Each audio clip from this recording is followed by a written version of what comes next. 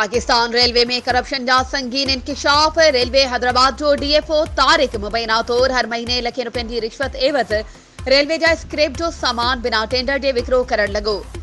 शहरनि रेलवे वज़ीर captain retired Shahid Ashraf Tarar खां मुतालबो कयो आहे त DFO तारिक खिलाफ कार्रवाई कई वञे। DFO तारिक ट्रेफ यार्ड जो 25 जो ट्रांसफार्मर जी लाइट गैर कानूनी विकिरो करे रहियो आहे।